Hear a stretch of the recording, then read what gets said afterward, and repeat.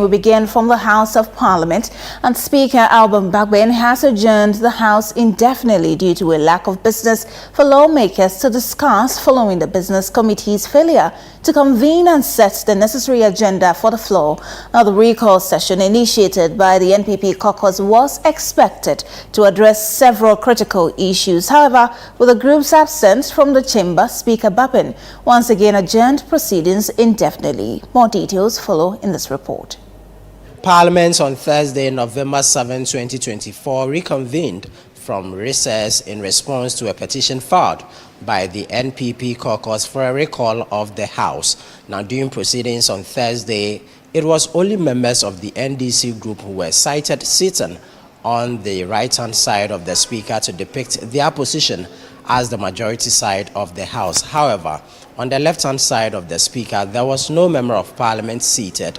The Speaker, in a communication to the House, indicated that inasmuch as the House is constituted for proceedings to commence, the House does not have the required numbers to take decision, hence adjourning the House indefinitely once again.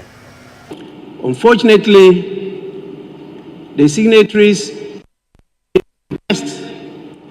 have not shown up, and therefore matters that they wanted us to handle, which are admitted for the consideration of the Business Committee, are not on the order paper, and in fact there's no order paper for today because the Business Committee could not meet due to the absence of the people who requested for the recall. And as you can see, one side of the House is completely empty. In view of this, we have, as usual, got a quorum to sit, but we have no business before us to transact, because the Business Committee, as you know, they prepare a report, and this report is adopted by the House as business agreed by the House to transact during the course of the week.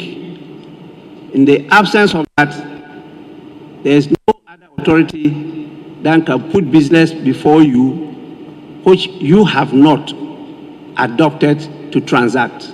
Knowing the challenges we are facing, it is not advisable to be adjourning from day to day. And so I'll proceed once more to adjourn the meeting indefinitely. And the meeting, this extraordinary meeting, is accordingly adjourned. The adjournment comes 2 weeks after the House was adjourned sine die by the Speaker on October 22, following the contest for the majority status in the House between the NDC and NPP caucuses after the Formina, Agona West, Amenfi Central and Suhum seats were declared vacant. Despite a ruling by the Supreme Court staying the execution of this directive by Speaker Bagbin, members of the NDC caucus occupied the majority side of the House. The NDC group addressed journalists after the indefinite adjournment of the House by the Speaker, accusing the NPP caucus of causing financial loss to the state due to their absence from the chamber today. The NPP minority caucus have indeed caused financial loss to the state and to us, the NDC members of Parliament, and to the people of Ghana. We say this because these recalls cost Ghana money. This is not the first time that they have done this. They've done this a couple of times, but we see nothing than disrespect. We call on the people of Ghana to see the behavior of the NPP and punish them accordingly. They have certainly, everything shows that the NPP are tired, they are fed up, and they are not ready to work for the people. They are ready for the people. They are bereft of ideas. and they are short of vision, they cannot solve the suffering of the people. All what they do out there during campaigns, in spite of the hardship, is to sing and dance Osisifia. That's all what they do.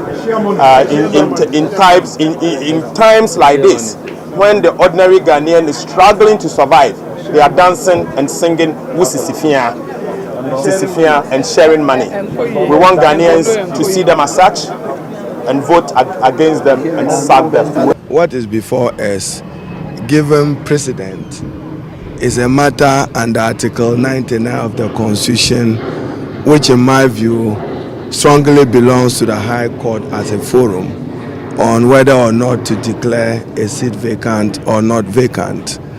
But those of you who have studied Article 97 well, you must read the text well. The text reads, a member shall vacate his seat. Simple. A member shall vacate his seat. The provisions in Article 97 does not only talk about the future, it talks about the past. When it uses the word, if he was elected, it didn't say if he is elected, if he was elected. And for me, I haven't revised my constitutional law lately, and particularly the rules of interpretation as I should do. But basic, give words their ordinary common sense meaning. It is only when the ordinary common sense meaning leads to absurdity that you look for their secondary meaning. I do not see how the text in Article 97 can be compromised. More importantly, many of you will recall that when I had the rare opportunity to lead the minority, I kept warning then President Akufo-Addo and Professor Michael Kwe as Speaker that watch the president you said. The NPP caucus also addressed journalists accusing the Speaker of supervising chaos in the House. NPP, our tradition is to respect rule of law. Yes. It's out of deference to Mr. Speaker. That is why we did not enter the chamber. That we should share in that chaos theater with them. Never. Never. We will not. MPP will not. We will not. Therefore, don't be swayed by their lies and their propaganda. What Mr. Speaker did today amount to supervising chaos and bringing the image of democracy to disrepute. Yes. Clearly, the NDC is on a warpath. They want confusion in this country. They want lawlessness in this country. And all these are being supervised by Mr. Speaker. Yes. It was the Speaker of Parliament who unconstitutionally made a proclamation, whatever it is that he said the last time. The Supreme Court has told him that he was wrong. Restore matters to what they were before you did that. Line of action for the MPP? Well, we will cite him for contempt. We will cite the Speaker for contempt. Watch the space. Well, the NPP caucus has revealed that it will petition the Speaker once more to recall the House to consider urgent government businesses. Reporting for Channel One News from Parliament, my name is Ni Ayukwe Okain.